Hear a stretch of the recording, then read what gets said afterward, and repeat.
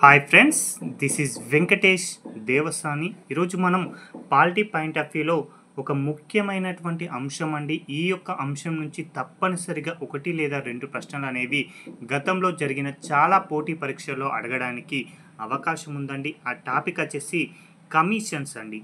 Commissions అంటే ఏంటి, అవి ఎప్పుడు ఏర్పడ్డవి, దాని గురించి భారత రాజ్యాంగంలో తెలియజేసే ఆర్టికల్స్ ఏంటి, ఆ యొక్క కమిషన్కి మొదటి వ్యక్తిగా ఎవరు బాధ్యతలను స్వీకరించారు, ప్రస్తుతం ఆ యొక్క కమిషన్లకి ఎవరు చైర్పర్సన్లుగా ఉండడం జరిగింది, ఆ కమిషన్ యొక్క నిర్మాణం ఏంటి, పదవి కాలం ఏంటి, అసలు ఆ కమిషన్ చైర్మన్ను ఎవరు నియమిస్తారు, ఎవరు తొలగిస్తారు, ఒకవేళ ఆ కమిషన్ తన యొక్క రాజీనామాను ఎవరికి సమర్పిస్తాడు, అదేవిధంగా తన యొక్క నివేదికను ఎవరికి సమర్పిస్తారు, అదేవిధంగా వారి యొక్క జీతం ఏ విధంగా ఉంటుందో, ఈ యొక్క అంశాలన్నీ కూడా ఒకే వీడియో రూపంలో ఒకే వద్ద మీకు అందించాలనే ఉద్దేశంతో, మీకు వీలైనంత త్వరగా క్విక్ రివిజన్ రూపంలో కావాలనే ఉద్దేశంతో చాలా ఇన్ఫర్మేషన్ని మీకు ఒకే వద్ద ఇస్తున్నామండి. అందులో భాగంగా ఈరోజు మనం డిస్కస్ చేయబోతున్న మొదటి కమిషన్ ఎన్నికల సంఘం అండి. కేంద్ర ఎన్నికల సంఘం అండి. ఈ కేంద్ర ఎన్నికల సంఘం ఏర్పడినటువంటి సంవత్సరం 1950 జనవరి 25. అందుకోసమే జనవరి 25ను ప్రతి సంవత్సరం ఓటర్ల దినోత్సవంగా నిర్వహించుకోవడం జరుగుతుంది. అయితే కేంద్ర ఎన్నికల సంఘం గురించి తెలియజేసే ఆర్టికల్ 324 నుంచి 329 వరకు కూడా ఈ కేంద్ర ఎన్నికల సంఘం గురించి తెలియజేయడం జరుగుతుంది. అయితే కేంద్ర ఎన్నికల సంఘానికి తొలి సిఈసిగా ఎవరు బాధ్యతలను స్వీకరించారు అంటే సుకుమార్ సేన్ అండి. అదేవిధంగా ప్రస్తుతం ఎవరు కేంద్ర ప్రధాన ఎన్నికల కమిషనర్గా ఉన్నారు అంటే జ్ఞానేష్ కుమార్ అండి. 2025 సంవత్సరంలో ఇతడు బాధ్యతలను స్వీకరించాడు. ఇతడు కేంద్ర ఎన్నికల కమిషన్కి ఎన్నవ సిఈసి అంటే 26వ వ్యక్తి అని గుర్తుంచుకోండి. అదేవిధంగా ఇద్దరు సభ్యులు కూడా ఉన్నారండి ప్రస్తుతం. ఒకరు వచ్చేసి సుఖ్బీర్ సింగ్ సంధు, మరొకరు వచ్చేసి వివేక్ జోషి. అంటే దీని యొక్క నిర్మాణం చూడండి, 1+2 అండి. ఒకరు సిఈసి, అదేవిధంగా ఇద్దరు ఇతర సభ్యులు. వీరి యొక్క పదవి కాలం వచ్చేసి వారి యొక్క వయసు అనేది 65 సంవత్సరాలు వచ్చేంత వరకు లేదా 6 సంవత్సరాలు వారి యొక్క పదవిలో కొనసాగడం జరుగుతుంది.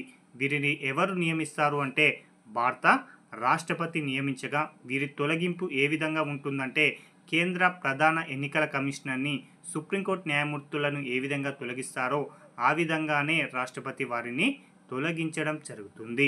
అదేవిధంగా చాలా ఇంపార్టెంట్ అండి. అదేవిధంగా ఇతర సభ్యులను రాష్ట్రపతి తొలగించడం జరుగుతుంది. వీరి యొక్క రాజీనామాను ఎవరికి ఇస్తారు అంటే రాష్ట్రపతి గారికి తమ యొక్క రాజీనామాను సమర్పిస్తారు. వీరు ఎలాంటి నివేదికను కూడా సమర్పించాలని గుర్తుంచుకోండి. వీరిలో కేంద్ర ఎన్నికల ప్రధాన కమిషనర్ యొక్క జీతం వచ్చేసి 2,50,000 రూపాయలండి. ఇక మరొక కమిషన్ అండి, దానికి సంబంధించిందే రాష్ట్ర ఎన్నికల సంఘం అండి. 1994 సంవత్సరంలో ఉమ్మడి ఆంధ్రప్రదేశ్లో ఏర్పాటు అవ్వడం జరిగింది.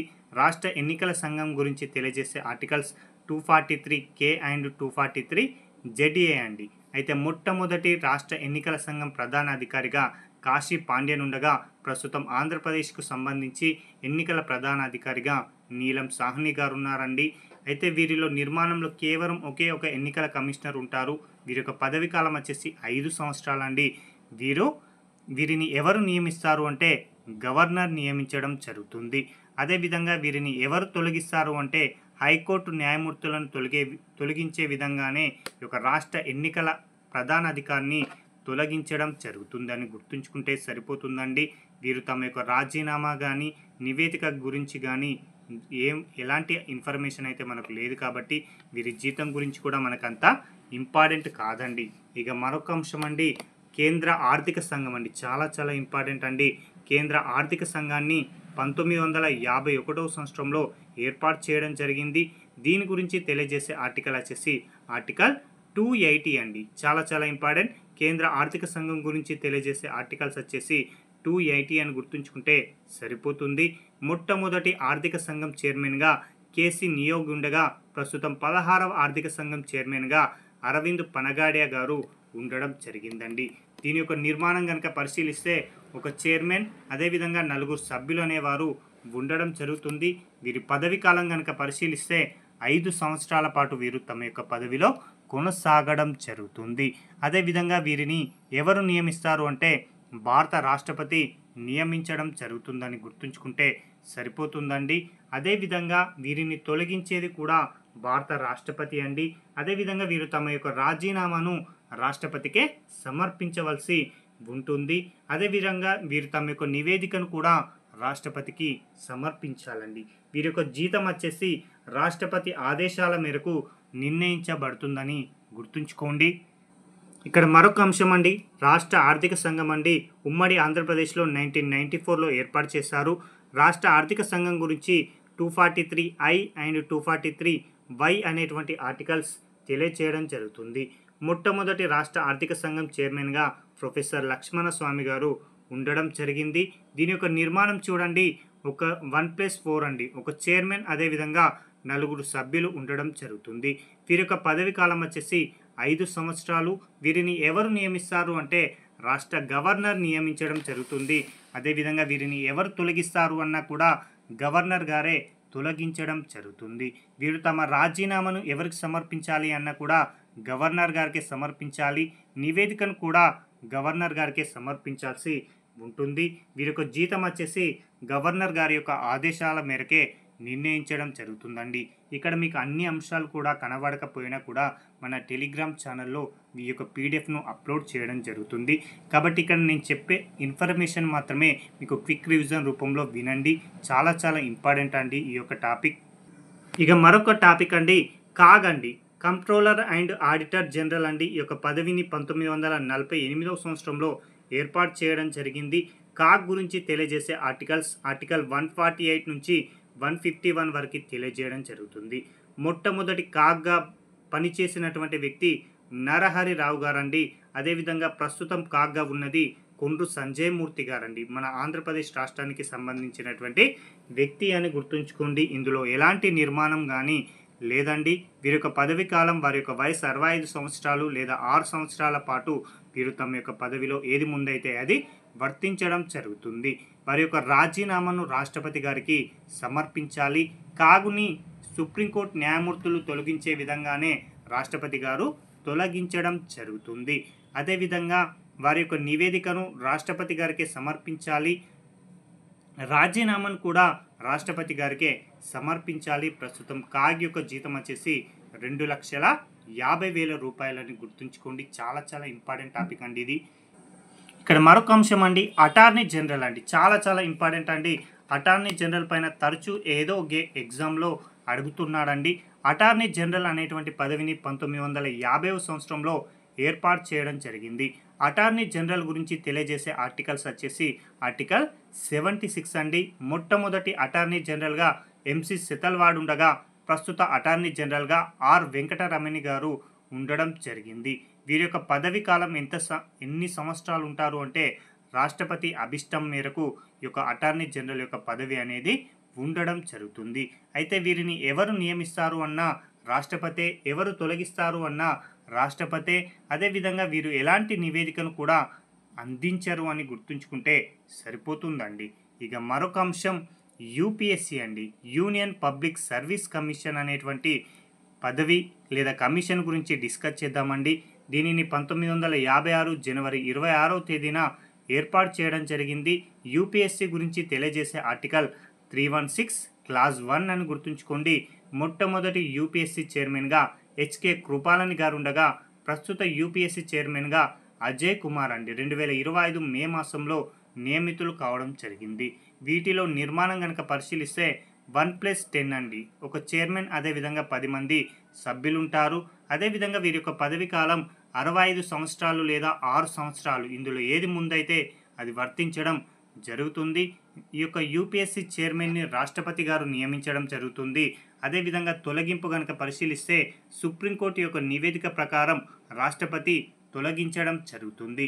అదేవిధంగా వీరి యొక్క రాజీనామాను కూడా రాష్ట్రపతి గారికే సమర్పించాలి, నివేదికను కూడా రాష్ట్రపతికే సమర్పించాలి. అయితే వీరి యొక్క జీతం వచ్చేసి కేంద్ర ఎన్నికల సంఘం యొక్క ప్రధాన అధికారికి ఎంతైతే జీతం వస్తుందో అంతే మొత్తంలో యూపీఎస్సీ చైర్మన్ కూడా అంతే మొత్తంలో జీతం అనేది అందుకోవడం జరుగుతుంది.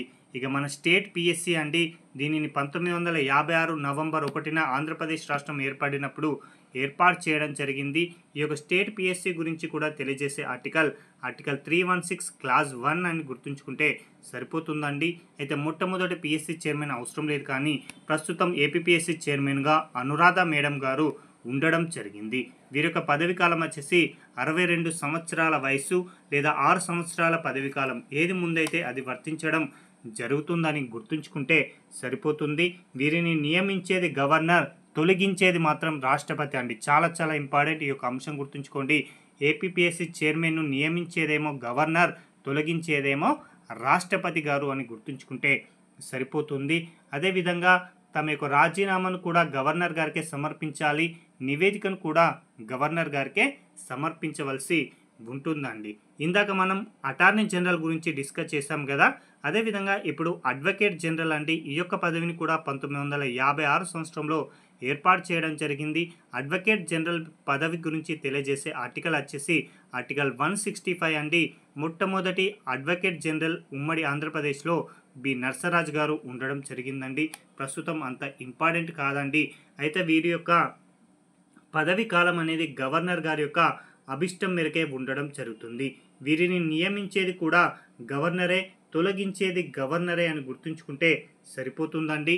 ఇక మరొక అంశం అండి, నేషనల్ ఎస్సీ కమిషన్ అండి. ఈ యొక్క 3 కమిషన్లను మీరు తప్పనిసరిగా గుర్తుంచుకోండి. National SC commission, ST commission, BC commission అండి. వాటి నిర్మాణం, పదవి కాలం అనేది ఎగ్జామ్ పాయింట్ ఆఫ్ వ్యూలో తరచూ అడుగుతున్నారు కాబట్టి ఇక్కడ చెప్పే అంశాలను చాలా చాలా ఇంపార్టెంట్ అండి. ఇక్కడ నేషనల్ ఎస్సీ కమిషన్ను, ఎస్సీ కమిషన్ని, ఎస్టీ కమిషన్ని కంపేర్ చేసుకొని చదువుకుందామండి. ఓకేనా. నేషనల్ ఎస్సీ కమిషన్ని 2004 ఫిబ్రవరి 19వ తేదీన ఏర్పాటు చేయగా, అదే నేషనల్ ఎస్టీ కమిషన్ కూడా 2004 ఫిబ్రవరి 19వ తేదీన ఏర్పాటు చేయడం జరిగింది. నేషనల్ ఎస్సీ కమిషన్ గురించి తెలియజేసే ఆర్టికల్ 338 అండి. అదే నేషనల్ ఎస్టీ కమిషన్ గురించి తెలియజేసే ఆర్టికల్ 338A అని గుర్తుంచుకుంటే సరిపోతుంది. మొట్టమొదటి నేషనల్ ఎస్సీ కమిషన్ చైర్మన్గా సూరజ్ బాన్ గారు పనిచేయగా, మొట్టమొదటి నేషనల్ ఎస్టీ కమిషన్ చైర్మన్గా కున్వర్ సింగ్ గారు పనిచేయడం జరిగింది. అయితే ప్రస్తుతం నేషనల్ ఎస్సీ కమిషన్ చైర్మన్గా కిషోర్ మాక్వానా గారు ఉండగా, ప్రస్తుతం అదే నేషనల్ ఎస్టీ కమిషన్ చైర్మన్గా అంతర్ సింగ్ ఆర్య గారు ఉండడం జరిగింది. వీటి యొక్క నిర్మాణాలను కనుక పరిశీలిస్తే ఒక చైర్మన్, ఒకరు ఉపాధ్యక్షులు, అదేవిధంగా 3 సభ్యులు అనేవారు ఉంటారండి. అది ఎస్సీ కమిషన్ అయినా, ఎస్టీ కమిషన్ అయినా. ఎస్సీ కమిషన్ యొక్క పదవి కాలం 3 సంవత్సరాలండి. ఎస్టీ కమిషన్ చైర్మన్ యొక్క పదవి కాలం కూడా 3 సంవత్సరాలని గుర్తుంచుకుంటే సరిపోతుంది. ఈ 2 కమిషన్లకు సంబంధించిన చైర్మన్లను నియమించేది రాష్ట్రపతే, తొలగించేది రాష్ట్రపతే అని గుర్తుంచుకోండి.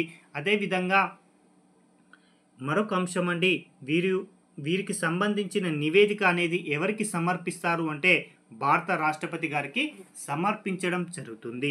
అయితే నేషనల్ ఎస్సీ కమిషన్ యొక్క జీతం ఏ విధంగా ఉంటుందంటే, భారత ప్రభుత్వ ప్రధాన కార్యదర్శికి ఎంతైతే జీతం వస్తుందో అంతే మొత్తంలో నేషనల్ ఎస్సీ కమిషన్కి, ఎస్టీ కమిషన్ చైర్మన్లకి రావడం జరుగుతుందండి. చాలా చాలా ఇంపార్టెంట్. భారత ప్రభుత్వ కార్యదర్శితో సమానమైనటువంటి వేతనాలను ఈ యొక్క 2 కమిషన్ల చైర్మన్లు పొందడం జరుగుతుంది. ఇక మరొక ఇంపార్టెంట్ కమిషన్ అండి, నేషనల్ బీసీ కమిషన్ అండి. 1993 ఏప్రిల్ 2వ తేదీన ఏర్పాటు చేయడం జరిగింది. నేషనల్ బీసీ కమిషన్ గురించి తెలియజేసే ఆర్టికల్ 340 అండి. మొట్టమొదటి నేషనల్ బీసీ కమిషన్ చైర్మన్గా ఆర్ఎన్ ప్రసాద్ గారు పనిచేయగా, ప్రస్తుతం నేషనల్ బీసీ కమిషన్ చైర్మన్గా హన్సరాజ్ గంగారాం గారు పనిచేయడం జరిగింది. దీని యొక్క నిర్మాణం కూడా 1+1+3 అండి. ఒక చైర్మన్, మరొకరు డిప్యూటీ చైర్మన్, 3 సభ్యులు ఉంటారు. వీరి యొక్క పదవి కాలం వచ్చేసి 3 సంవత్సరాలు. వీరిని నియమించేది రాష్ట్రపతి, తొలగించేది కేంద్రం అని గుర్తుంచుకుంటే సరిపోతుంది. వీరు తమ యొక్క నివేదికను కేంద్ర ప్రభుత్వానికి సమర్పించవలసి ఉండగా, రాజీనామాను కేంద్ర ప్రభుత్వానికి సమర్పించాలి, నివేదికను మాత్రం రాష్ట్రపతికి సమర్పించవలసి ఉంటుందండి. కాబట్టి చాలా చాలా ఇంపార్టెంట్గా గుర్తుంచుకోండి. ఇక్కడ వీడియో కొంచెం బ్లర్ కావడం జరుగుతుందండి, కానీ దీనికి సంబంధించిన పీడిఎఫ్లని మన ఛానల్లో అందుబాటులో ఉంటుంది. కేవలం ఇక్కడ మీరు ఎక్స్ప్లెనేషన్ మాత్రమే వినండి. అదేవిధంగా నేషనల్ హ్యూమన్ రైట్స్ కమిషన్ అండి. దీనిని 1993 సంవత్సరంలో ఏర్పాటు చేయగా, మొట్టమొదటి ఎన్హెచ్ఆర్సి చైర్మన్గా జస్టిస్ రంగనాథ శాస్త్రి గారు ఉన్నారండి.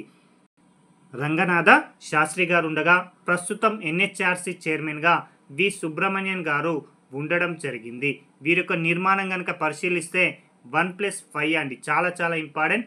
ఎన్హెచ్ఆర్సి యొక్క నిర్మాణం వచ్చేసి 1+5 అండి. ఒక చైర్మన్, అదేవిధంగా 5 సభ్యులు ఉంటారు. వీటి యొక్క ఎన్హెచ్ఆర్సి యొక్క పదవి కాలం మాత్రం డిఫరెంట్ ఉంటుందండి. మిగతా కమిషన్లు ఎస్సీ ఎస్టీ బీసీ యొక్క కమిషన్ల యొక్క పదవి కాలం అనేది 3 సంవత్సరాలండి. అదేవిధంగా ఇక్కడ ఎన్హెచ్ఆర్సి కమిషన్ యొక్క చైర్మన్ యొక్క పదవి కాలం 3 సంవత్సరాలు, లేదా అతని యొక్క వయసు 70 సంవత్సరాలు నిండేంత వరకు ఏది ముందైతే అది అని గుర్తుంచుకోండి. వీరిని నియమించేది రాష్ట్రపతి, అదేవిధంగా తొలగించేది రాష్ట్రపతే. కానీ సుప్రీంకోర్టు యొక్క విచారణ మేరకు మాత్రమే అతడు తొలగించే అధికారం అనేది ఉండడం జరుగుతుంది. అదేవిధంగా రాజీనామాను రాష్ట్రపతికే సమర్పించాలి, నివేదికను కూడా రాష్ట్రపతికే సమర్పించవలసి ఉంటుందండి. ఇక మరొక అంశం అండి, జాతీయ మహిళా కమిషన్. దీనిని 1992లో ఏర్పాటు చేయగా మొట్టమొదటి జాతీయ మహిళా కమిషన్ చైర్మన్గా జయంత్ పట్నాయక్ గారు ఉండగా ప్రస్తుతం మహిళా కమిషన్ చైర్మన్గా విజయ రహత్కర్ గారు అండి, చాలా చాలా ఇంపార్టెంట్, విజయ రహత్కర్ గారు ఉండడం జరిగింది. వీటిలో సభ్యుల యొక్క నిర్మాణం కనుక పరిశీలిస్తే 1+1+5 అండి, చాలా చాలా ఇంపార్టెంట్, 1+1+5 అండి. వీరి యొక్క పదవి కాలం కూడా 3 సంవత్సరాలు. ఇది కేవలం ఒక చట్టబద్ధ సంస్థ కాబట్టి వీటిని నియమించేది కేంద్రమే, తొలగించేది కేంద్రమే. అదేవిధంగా రాజీనామాను సమర్పించాల్సింది కేంద్రానికే, నివేదికను సమర్పించాల్సింది కూడా కేంద్రానికే అని గుర్తుంచుకోండి.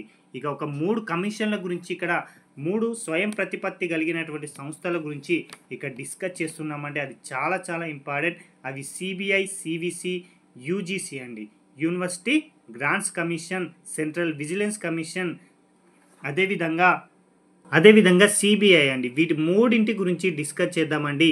సిబిఐని 1963 సంవత్సరంలో ఏర్పాటు చేయగా సివిసిని ఆ తదుపరి సంవత్సరం 1964 సంవత్సరంలో ఏర్పాటు చేశారండి. ఈ రెండింటిని మనం కంపేర్ చేసుకున్న తర్వాత చివరిగా యూజీసీ గురించి డిస్కస్ చేద్దాం.